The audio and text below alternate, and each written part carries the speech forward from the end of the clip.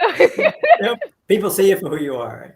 Absolutely. Oh, they do. There's no this is it, I'm afraid. That's good. Hello, everyone, and welcome to Three Coaches, One Topic. Today is Pull Up a Sandbag, and I am joined by Shep and Bob. And as always, what I'll do is I will throw it over to them so they can tell you a little bit about themselves and about their coaching journey and where they are. Who wants to go first? I don't mind. All right, Shep, go. I was actually trying to wait up a little bit because I thought, yeah, because you always accuse me of once I start to talk. So anyway, yeah, for those, some of you may have met me before, my name is Shep, Andy Shepherd. My coaching journey, there'd always been something inside of me that said that, there's a caring side to you. So I joined the Army, British Army, was a medic in there for 14 years. Always had a nuance towards mental health and mental health support. And then I left the Army after 14 years and went into the commercial world in the oil and gas sector, and then in the mining industry, security industries. And then I moved to Dubai. I had a position here where I was operations director for a medical company, putting medical solutions into hostile environments, still in the caring side, still in and around mental health support. And then 3 years ago, I had major spinal surgery, in fact, in the last 3 years. And it was almost like there was this thing inside me going, now's the time, do it. And I did my first coaching courses, and I'd been doing coaching for many years in many different guises in the jobs that I had already done, coaching and mentoring. So I did a course and then several other courses, and here I am. That's a short version. Thank you, Shep. You always bring so much energy to the conversations, and I really appreciate you joining us tonight. And Bob, you're welcome, darling. And Bob, lifesaver Bob, that's what you're going to be known as right now. Thank you. I'm happy to be here with you guys. This is going to be fun. You guys are great. I'm going to learn something today. I know. We all will. Now, tell us a bit about yourself, Bob. Sure. Well, my name is Bob Gualtieri. Probably shows Robert on the screen, but I go by Bob, Bobby, whatever, actually. Robbie, doesn't matter.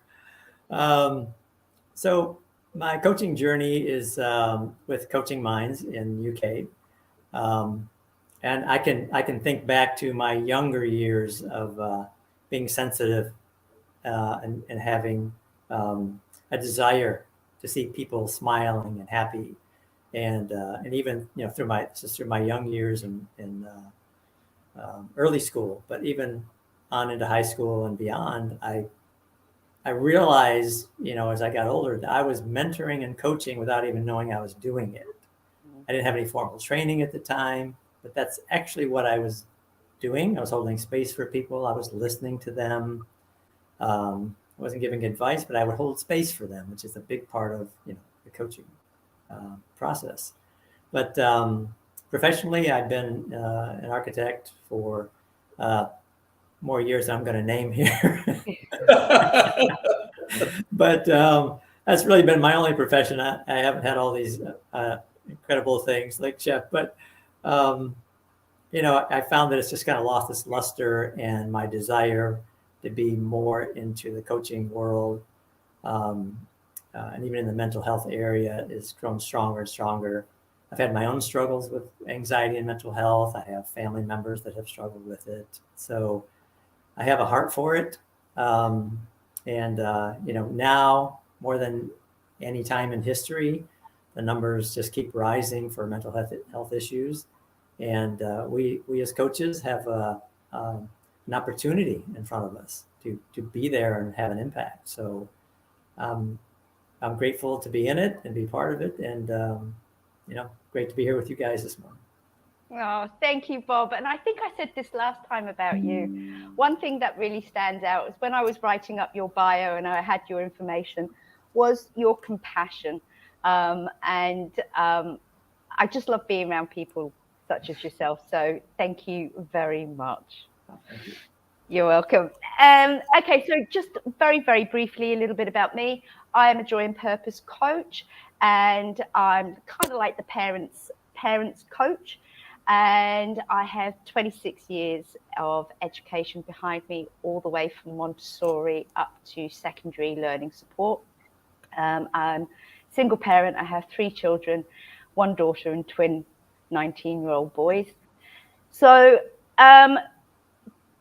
what really inspired me to do Pull Up a Sandbag, which is aimed at focusing on men's well-being, is because I didn't have I don't think I had any decent male role models growing up. Strained from my father. He's not even my real father. There was a lot of physical, mental, sexual abuse when I was younger. And then later on, going through the divorce and consequent relationships with, I know how to spot a narcissist now, so I'm getting pretty good at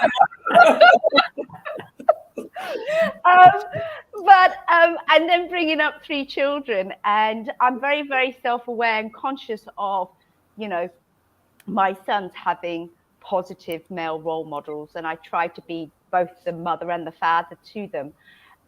So that's what's inspired me mostly, is from my kids, to reach out to men and hear your stories.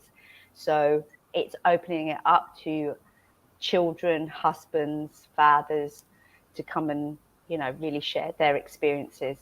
So what we'll do is I'm going to open the floor up, because when we were brainstorming this topic, I would love to know what came up for you about what challenges are men facing with social media today.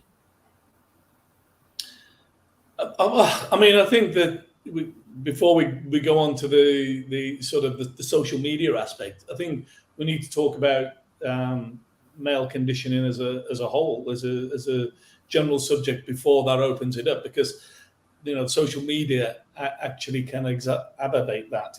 It's if you think about when we were younger, boys had to behave a certain way. They have to be strong. They can't fail at anything.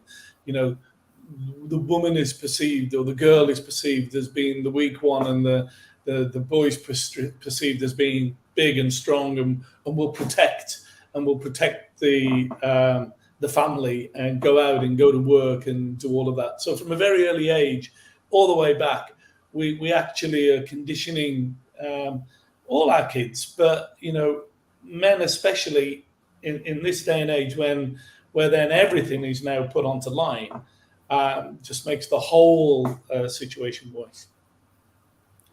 Yeah, I'm glad you brought that up, actually, because I think it does lead into the effects of social media on men, because a lot of that generational conditioning we've experienced as men has kind of drawn us to social media in a way, because we can hide behind the guise of social media, and we can do it in our bedroom, in our car. We can, nobody's going to see us. We might watch something and be vulnerable in that moment, but nobody's going to see a tear in our eye or something like that. So we can be a little more open with ourselves. So so I think a lot of that has led us kind of down that path without realizing the downsides of going too deep into social media and those effects. I think what really brought it all home, more so than anything else, was the pandemic, where all of a sudden there was a huge amount of everybody globally locked away, ferreted away, and not only did you see, and you see and continue to see an increase in mental health and depression and the issues in and around that, but then we became obsessed with showing everything of our lives to everybody, as part of being that, getting that connection. We're intrinsically a beast that is social and that wants to socially interact. We would, whether it's, I don't know, it's like in the States, Bob, but, majority, a good majority of young boys on a Sunday morning would be out doing sport. And, from an early age, you'd be out playing football or cricket or rugby or track and field events or something like that. And that was actively encouraged. Whereas, we're still getting some of that, but the uptake has got to be reduced because more people want to stay in their room and interact behind a keyboard rather than face to face. Yeah, I mean, here in the States, it was the same way. We weren't just sitting around. We had a lot of energy.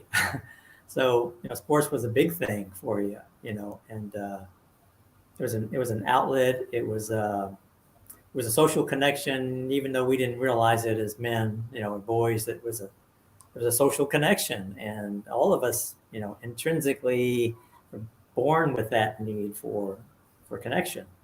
So, we got it that way. That's how we were taught, kind of as young boys growing up. Is sports is the thing, for us. We're not nurturers. We're tough. So yeah, we do a lot of that, but we've definitely seen it. I have twin boys that are 45, and I was a single father bringing them up, so I felt like their older brother. But we hit their growing up years just before all the the smartphones and all the gaming and all that kind of stuff. It came kind of toward the end of them growing up and being at home at that time. But the amount of people now that do go inside and may not be outside for 10 minutes in a day because they're gaming for 8, 10, 12 hours. And some of these kids are getting paid good money for gaming. And all the other things on social media that it becomes too easy to do because there's access to it. That's changed. You don't see as many kids outside even in the neighborhoods. My neighborhood, when my daughter was younger, my house was where they all came because I'm just a kid. Frankly, I had never grown up. So I'm the one out there rolling around the grass with them and playing, and, hide and seek and all sorts of things. But, I see some of it, but not nearly as much. And that's an impact. That's has more of an impact, I think, than maybe the general public really understands. And this is what, I would just like to raise is the fact that, so as a young man, teenager, what is missing from, if they're not outside meeting people, learning all those life skills, learning how to communicate, learning how to put up boundaries and all that, and they're just staying home and are on social media and are leaving themselves vulnerable to all these mixed messages. Yeah, but also if you think about the effects of, if they're not going out and they're not developing their peer groups and they're out and they're doing what they're doing and being boys, there's the saying, boys will be boys, going out and probably up to mischief and not so and not so much in a good way. When they're at school, that then becomes their only sort of interaction that they're going to develop as a physical contact. But it goes another step that if, and I saw this with my own children, that bullying has always occurred in one shape or form. And when I was bullied at school, it was dealt with in a totally different way. But I could escape that bullying because I didn't have to interact with those kids when I went home and I'd be playing football or cricket or kick the can or bulldog or whatever it was, out in the streets, running around, being and doing what kids do. Now they're on social media, and the bullying continues from the classroom or from the playground into the bedroom, and there's no respite for these for young kids in their the formable years. They're getting it at school, they're getting it at home, and there's at one point I know that my son just caught the start of the Facebook and all of that, and that was bad enough, and then on to Snapchat, but he just cut himself off, and he went for he was an open, loving, and he's still an open, loving young man, but you noticed a distinct change in him as a young man, as he was at around 12, moving on into his formidable years. Bob, can I ask you, what's your take on with regards to social media having an impact on men in the workplace? So how are they showing up on social media, and can this have a detrimental effect in their workplace if this gets out? It's employers have been watching social media interaction for a lot of employees. That's been going on for some years, and especially if you're in any kind of management position where you're influencing other people in the company, and you're a role model and a mentor. Management wants to make sure that you're the person you claim to be, and a lot of them do go in and check your Facebook profile and other things, and if there are questionable posts on Facebook or information you're putting out on Instagram or Twitter or wherever it's at, it can impact your position.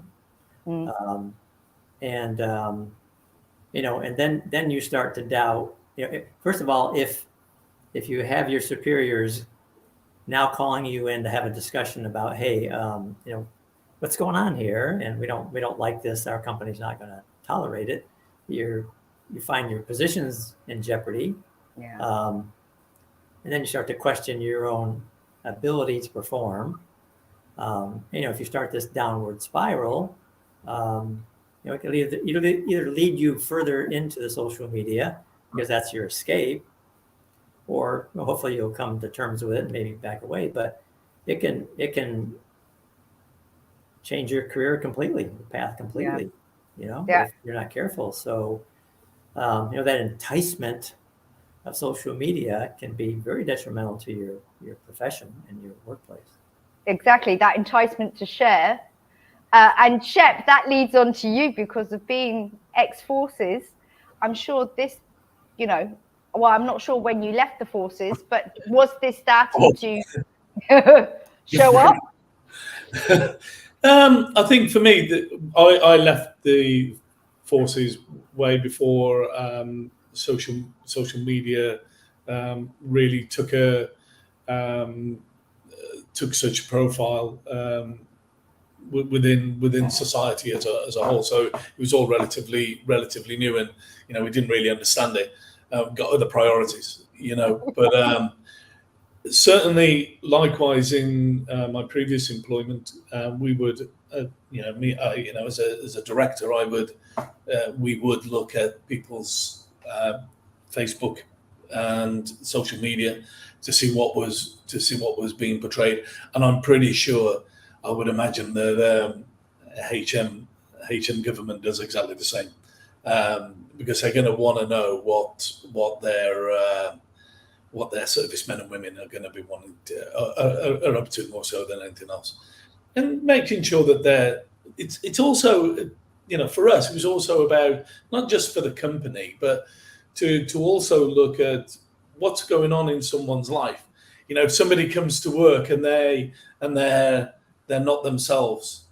If you've got normally somebody that's that's quite gregarious, and then all of a sudden they can become quite introverted, and you go, oh, what's going on there? Or vice versa. Yeah. You know, we would, even if somebody is, you know, always full in your face, is normally quite a moody person, because it's okay to be moody, and it's okay to not want to not want to go to the office drinks party and things like that. But if you've got somebody then who all of a sudden is then becoming the life and soul of the party, well, you know, what's going on in the background, you know, and that's. And certainly for us, it was never a way of interfering. It was more of a way of, is everything okay? Mm-hmm. You know, what is there something that we could do to improve the support and the health and the wellness and the well-being of the staff that work for us, bearing in mind that they not just the head office, but the people in the field, especially, who are, you know, working under an immense amount of stress. There's a lot of stress in a corporate office, different type of stress, but making sure that we manage all of that's why we would look at it more so than anything else. Yeah, I think it brings up for me, there's the negative side, but then if it's a company of management who cares about their people, and they're noticing these changes in behavior, then, you know, a lot of people, men especially, won't go into human resources and talk to somebody about, you know, I'm going through a divorce, this is going on, that's going on. They're not going to open up and do that. They're going to suck it up because that's what they were taught to do. You don't talk about that. But it gives an employer an opportunity to say, you know, I just concerned about you. That's all. I wanted to have a chat with you. And is everything okay? And, you know, it gives that person an opportunity to open up a little bit if they want to. Yeah. You know, not feel like they're being forced to do it. A caring employer will mean a lot for anybody, right? But if you feel comfortable that they're genuine in their approach and their compassion and caring for you, you're more likely to say, I've had a hard few weeks, and, you know, not paying a whole lot of attention to things. I'm losing myself. I kind of need distraction, so I'm going off over here on Facebook or Instagram or wherever.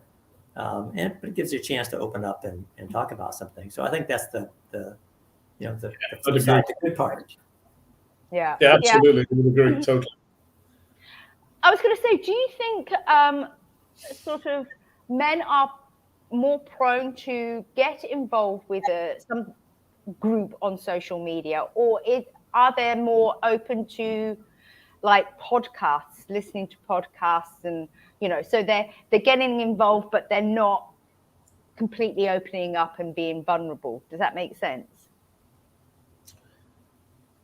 Yeah.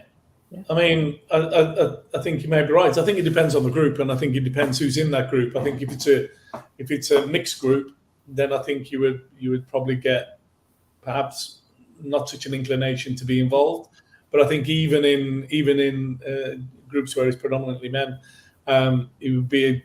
I come from a different field, so I've got a couple of those groups that I'm part of, and it's the banter is different, but, you know, you don't get many people opening up there about how they're really feeling. But you can tell from that group when somebody's off, because because again, you're seeing something that's out of the norm, or you see somebody that's an avid poster on Instagram. And let's not forget that they have their purposes, and we all use them, you know, in a positive way. And as long as it's in a positive way and not a negative way, then that's all well and good. But I think it enables us to understand and look at people when we're in those groups. So if there's something that's not quite right, quite out of kilter.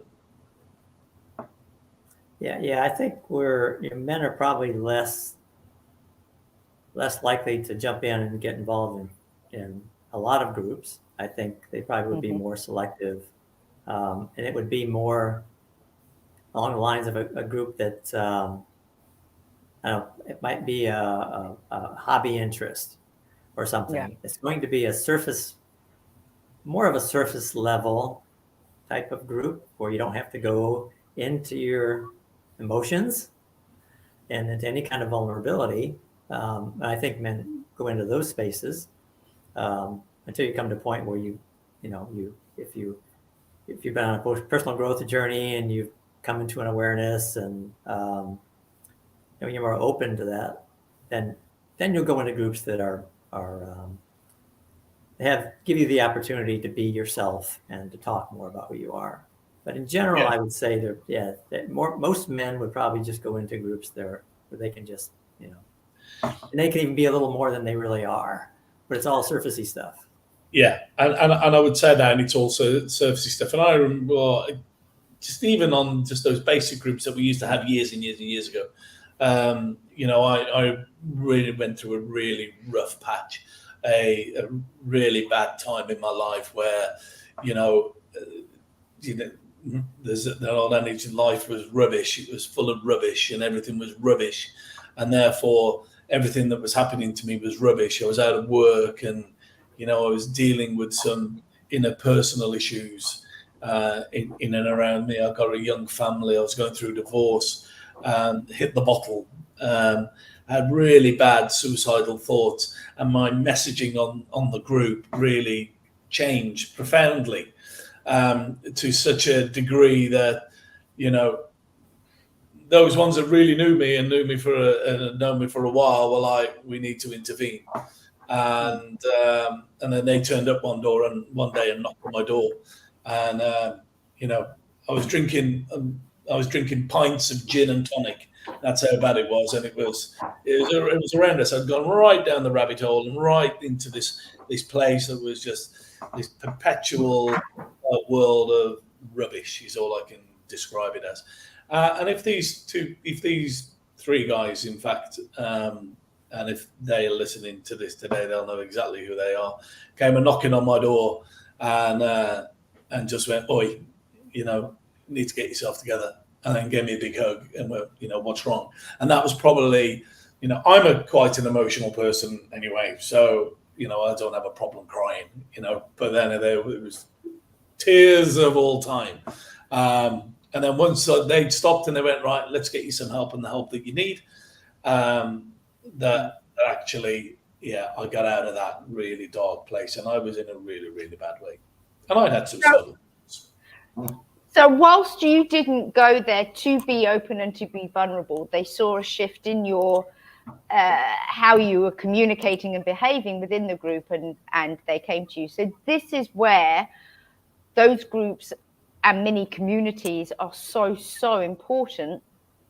When something feels off, act on it. Don't just brush it aside. So yes.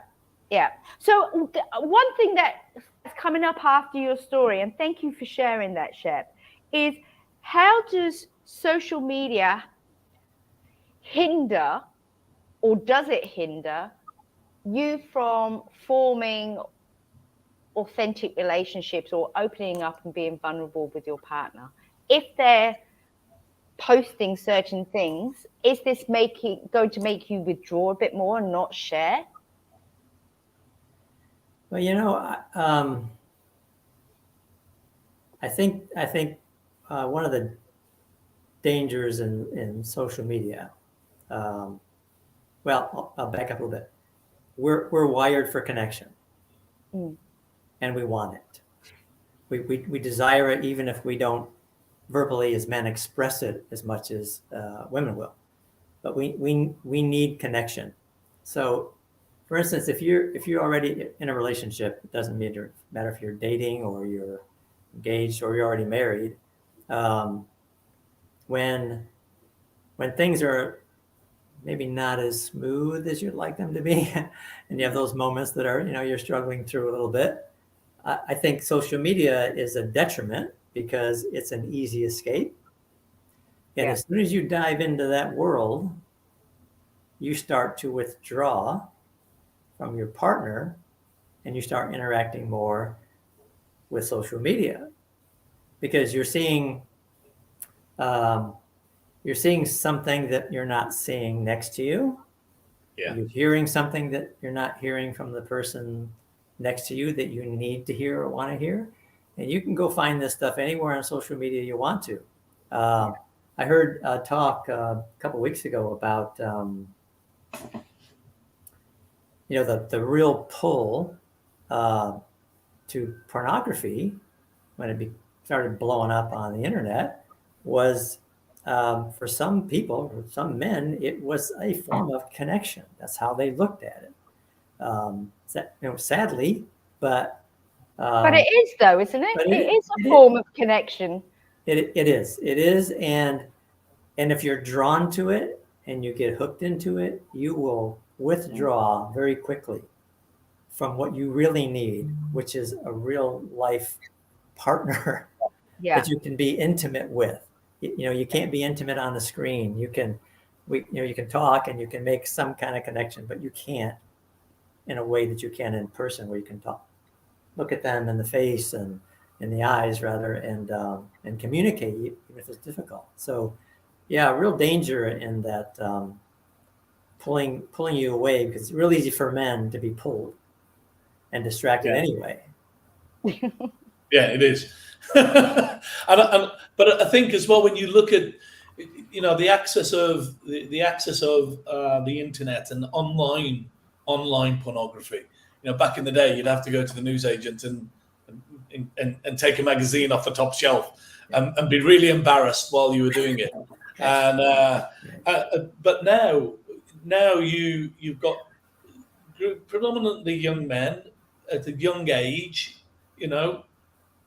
11, 12, accessing really, really hardcore pornography that is then leading them down a rabbit hole to think that is how they have to behave. And if they get a relationship, that's how they have to behave by the woman, and the woman behaves like this. Or if you're part of the LGBTQ community, if it's going to go down that road, it really does then feed into it, because then you can't have a meaningful connection. You're not having, as you say, Bob, you're not having that intimacy. And intimacy doesn't necessarily mean, it could mean cuddling somebody at night and getting more from that than anything else. And once you start to get into these algorithms that think this is all he wants to see, they keep feeding that and feeding that and feeding that and feeding that. So the only input that they're getting is a negative, skewed view of the connections.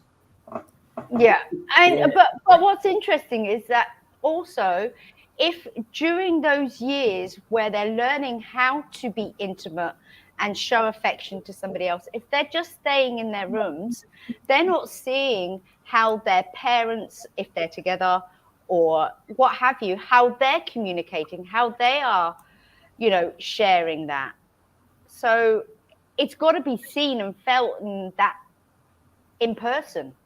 It does. And, if you're, there's all types of households, right? So if you're in a home, in a household, and you're not seeing, I don't know, that example is not in front of you, you're sort of going to seek it out, or if you even accidentally come across it and you like what you see, and it's kind of feeding into what you like your family to look like, what those connections should look like, you're going to be drawn even deeper into that. I was thinking of something when Shep was talking, and not just the pornography part of social media, even on Instagram a lot and other social media platforms. For a man, we're visual. Now, whether we could probably debate and talk for hours about whether or not that's genetic or we were programmed to look. My best friend and I would talk about these things for hours, but we have a propensity to be visually stimulated. So when we start to go down that road, or we start to, even if we're just on Instagram and the feeds, the algorithm picks it up and the feeds are coming through, it could be, a woman who's into fitness and, she's got muscles, she looks good, she's got a great body, all this sort of thing. You start to see this through your feeds, you get a very unrealistic view of the population. And you start to look at that as being the model for what you want. That's the way it should be. So start looking around and go, well, that person I'm with really isn't like that. I'm not sure I want that, which is really unrealistic because they're probably selling something anyway. If you keep following them, there's going to be something for sale. Yeah. And the worst thing we can do is let ourselves be pulled in too deep to that false image of what it is okay, what's okay. Or even for us, we as men, we see images of men. Yeah. And we go, well, that's the body I want. I want a body like that and then you start to feel like, well, if I don't have that body, I can't get that other great looking person either. So, we start to question ourselves and our worth, and how are we going to find attractive woman because we don't have it all going on either. We don't have the right, these muscles aren't quite big enough, and my jaw's not quite right, and maybe I ought to change glasses, all that kind of stuff. But then there's all the airbrushing as well. I don't know how many, and I find it really interesting, how many coaches who niches are, whether it's for men or women, confidence, know your self-worth. And then you look at their Instagram and you can tell they've had Botox and all this stuff done to them.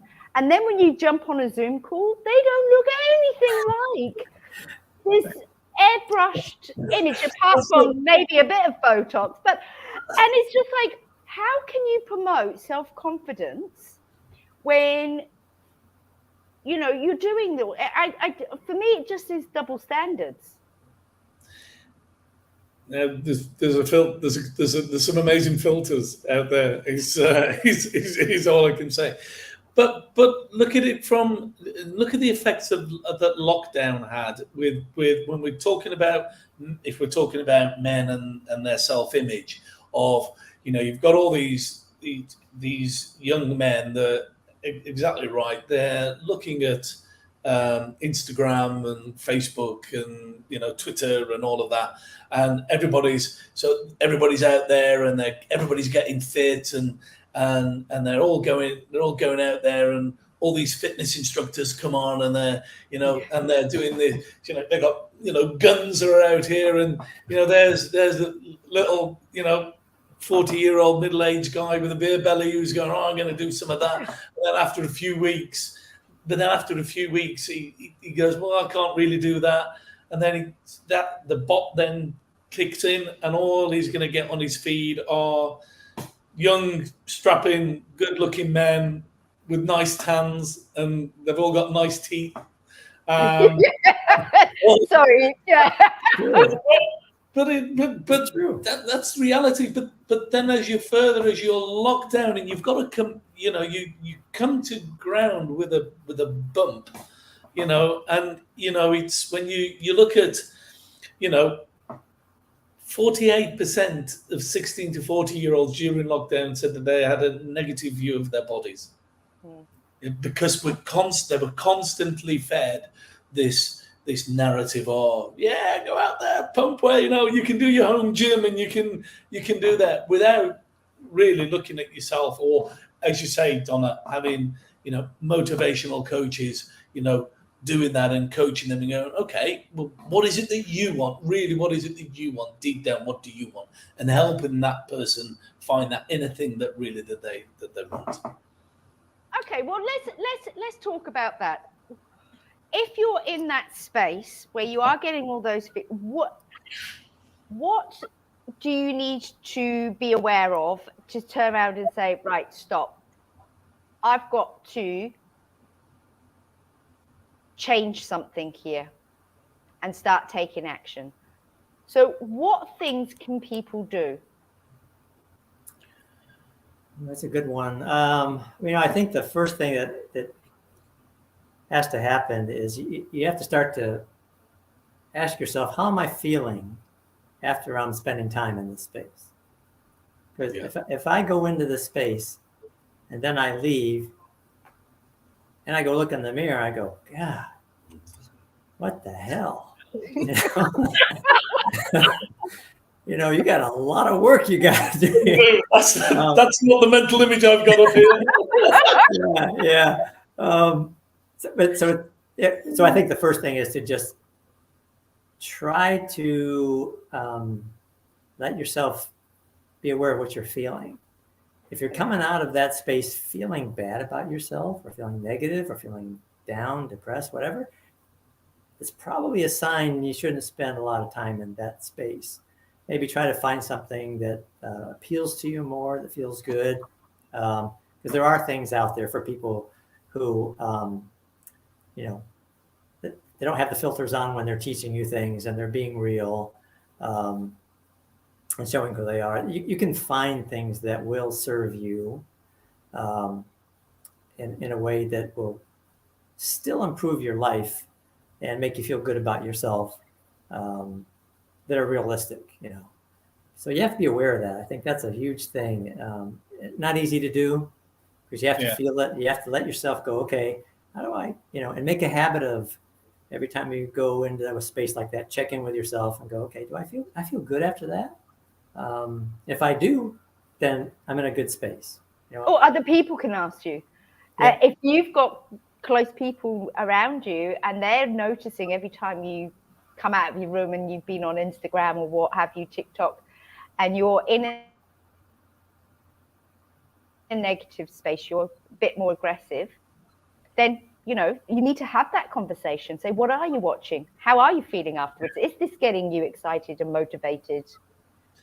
Yeah, and seeing, and if there's, if you're getting more of those things that are making you more into a negative space, look and try and find wherever that is, as Bob says, something that's going to be more positive, and actively and consciously do searches of that, because soon enough the algorithm will turn around and go, okay, doesn't want to look at strapping young men with biceps and ripped muscles, or purely blonde girls with big boobs and things like that. He wants to look at something else, whatever there is. And I had that for a lot when I was with my back, and I got really demotivated and I found it difficult to do physical activity. But I was looking online for things to do, things that I could do. And it was all personal trainers coming through, all ripped, all in good shape. And there's me, 50 odd, put 20 kilos on and thinking, yeah, they're telling me to go to run 5 kilometers, and I can barely walk down the stairs, So I changed everything that I started to search about, and that was things like well-being and wellness and things that I could do. And then I went, I'm going to try some meditation. Let's do some meditation. And then I started doing meditation, and then I started getting more of those feeds that came in, and it was a positive turnaround for me. Yeah, so it's about being intentional with what you're looking at and what are you hoping to gain from it. As Bob says, own the feeling when you're feeling and you feel, oh, I don't really like that. Okay, you don't like it, own it. Turn around and say, well, I don't want to see that. So let's look for something else. Let's look for whatever it is. I don't know, huge white fluffy dogs running around getting covered in mud always brings a smile to people's face. Whatever it is, it doesn't really matter. I'm being quite flippant. But no, guilty. That's a great example, though. It's it always brings it. There's always that one thing that we say, I dare you not to laugh at this, and it's a baby uncontrollably laughing, and the only thing you can do is laugh. Whether you're the most grumpiest person in the world, and sometimes in the morning I could be quite grumpy, but if you're the most grumpiest person in the world, you cannot help but smile and laugh at something like that. And once you're laughing, once you've got that chemical release from your brain saying, whoosh, this is what I want, just actively go out and search for it, I would say. Yep, that's really it, Shep. You said it. Be intentional, like you were saying, Donna and Shep. Be active and looking for it. And when you find it, just search for something fun. And there's nothing. You're right. There's nothing like a baby laugh. I don't care how mad you are in the morning or whatever. That baby starts crying for about 10, 15, or laughing for about 10, 15 seconds. You're gonna laugh and smile with it. And then you're gonna go, maybe I'll look at a couple more, and you feel better. And then you start thinking about, well, this feels good. So maybe I need to search for these kind of things that make me smile and feel lighthearted. And they are out there. There's a lot of them out there if you just are intentional in going and finding them. So look for the things that make you feel good and uplifted and aren't targeted at how you talk, how you walk, how you look, how big your muscles are, how good your teeth are, all that kind of stuff. Yeah, you're talking to English people here. Not so. Are you saying why do we have the American on? Oh my God!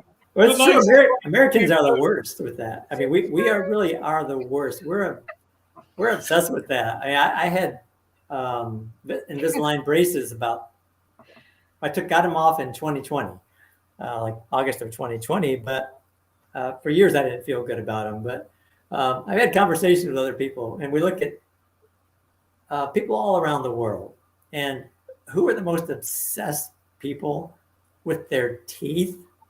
It's here.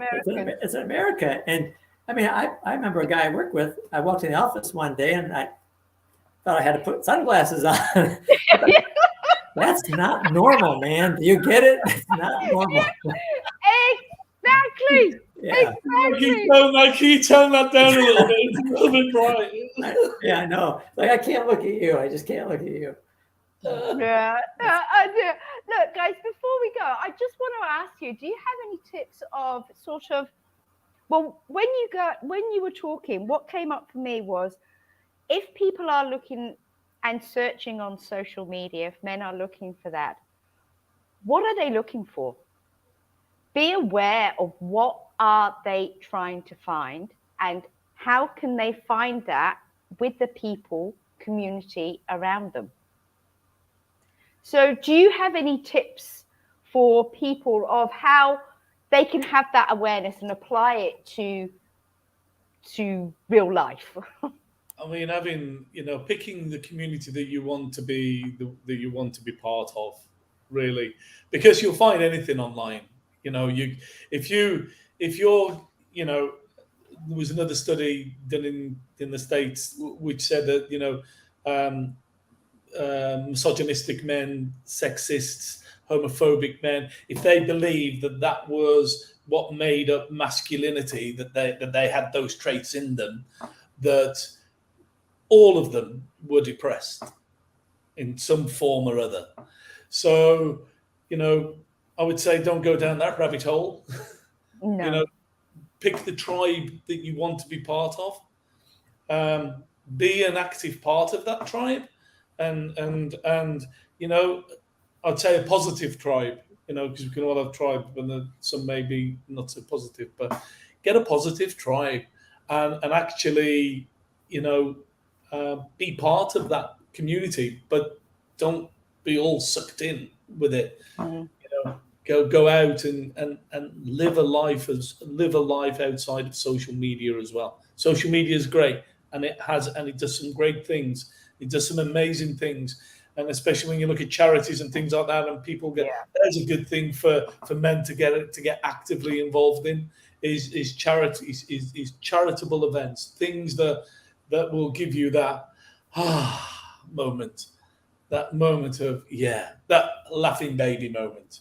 And that could be a dog's charity or a children's charity or an elderly person's charity or whatever.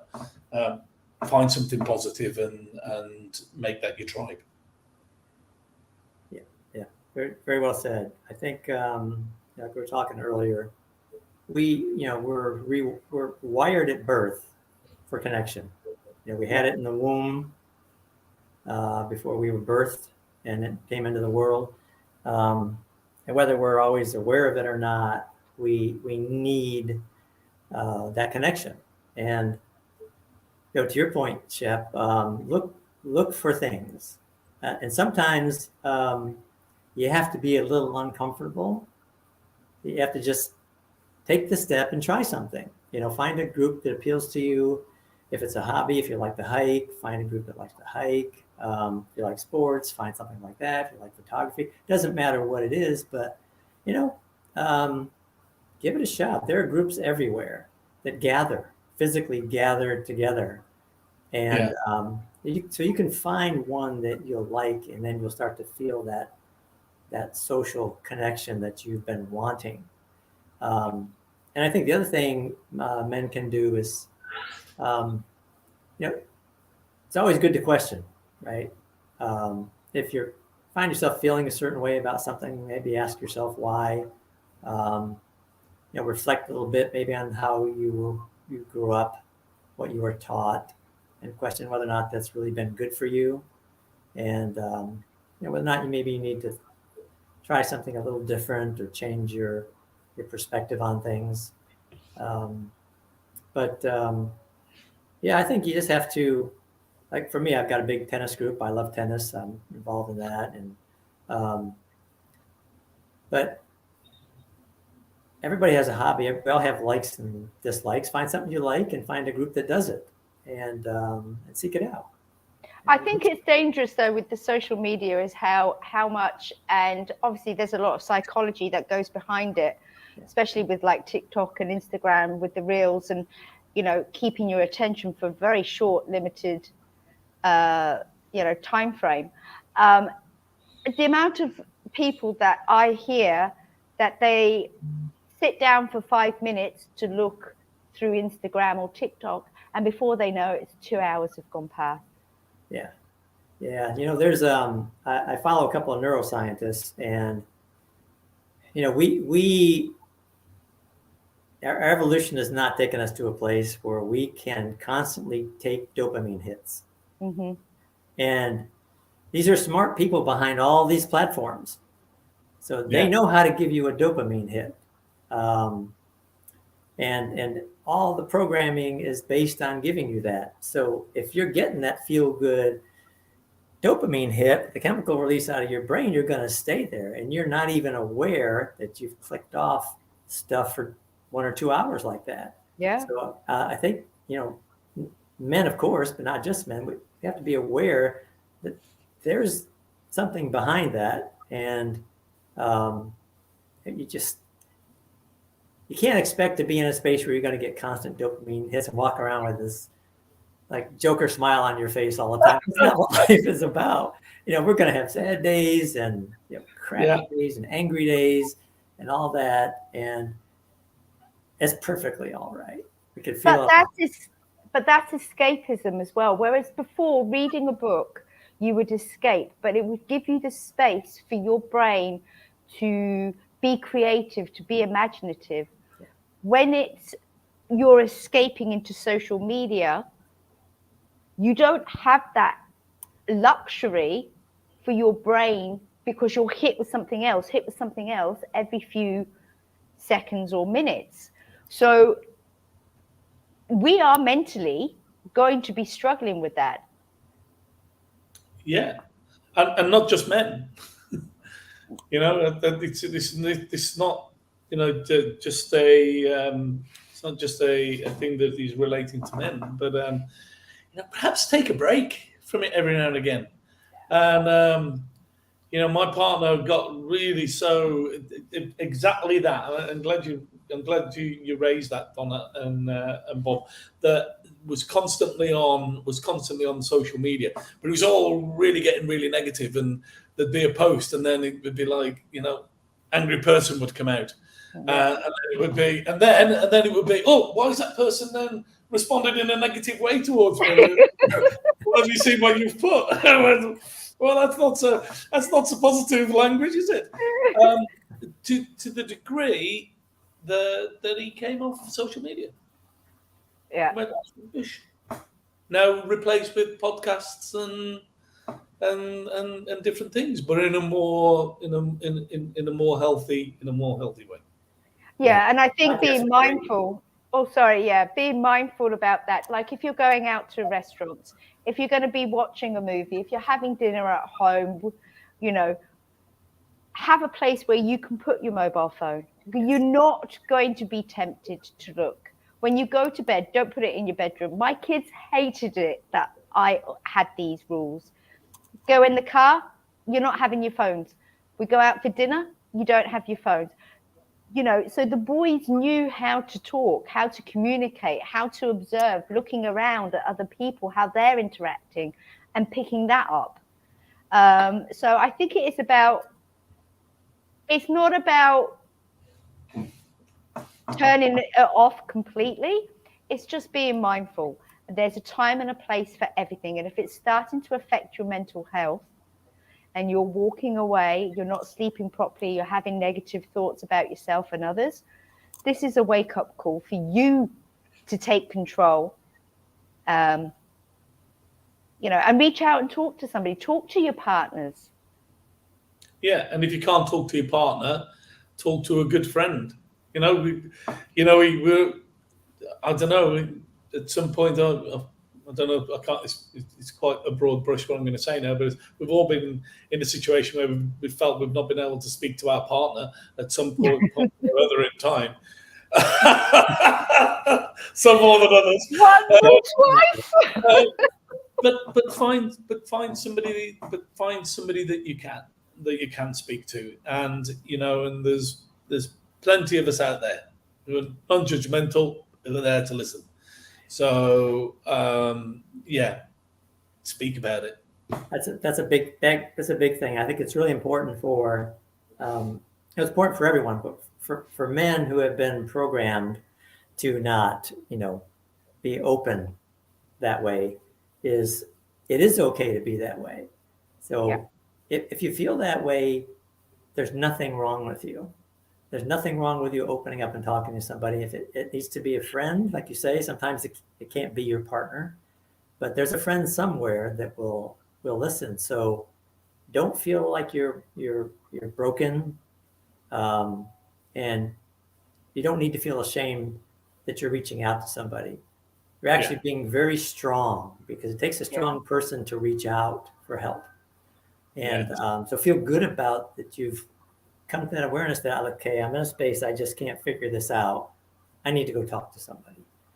Pat yourself on the back for doing that, because that's an amazing thing to do, and it takes a lot of strength to get there. But there are a lot of us around that will listen without prejudice or judgment.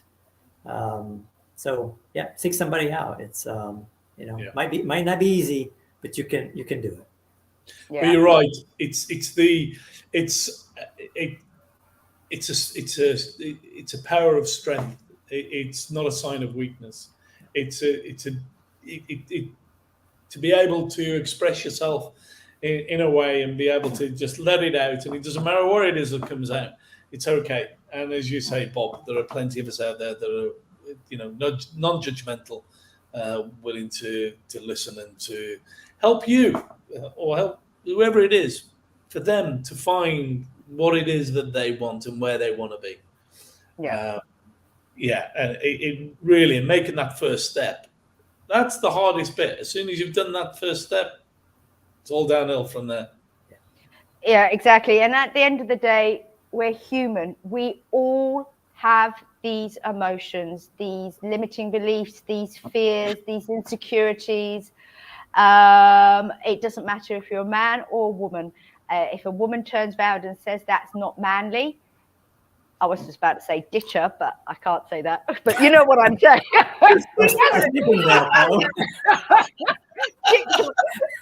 The road. But you might need to teach her a little bit of empathy and compassion. Because it's not just for women to feel that way. We are all human beings. We're one race, and we are all born with this. So own it, open up, talk to somebody, Don't ditch your partner if she says that. There's a bit of backstabbing going on. Disclaimer. I am not a marriage counsellor. We can see why. I think we just got that. Anyway, on that note, I think we're going to go. We're starting to go downhill, are we? Yeah. Oh, it only took us an hour to get to that point. Hey, we did pretty good. I'll forget about it by tomorrow. It's the menopause. I keep on forgetting things. So I'll go, I don't know what I said. Don't worry. Don't worry. Forget about it. Don't worry. No, don't tell me. We'll remind you. No, I'm not going to listen. Blah, blah. But anyway, on that note, guys, thank you so very, very much. If you think of anything after I do the replay or tomorrow and you want to put some stuff in the chat, please do so. Anybody who's watching, if you've got any comments and you're watching on replay, please leave a comment, and I know Shep and Bob will happily respond. Obviously it will be to do with men, and I just want to say thank you very much, and I hope you all have a very good evening. Thank you.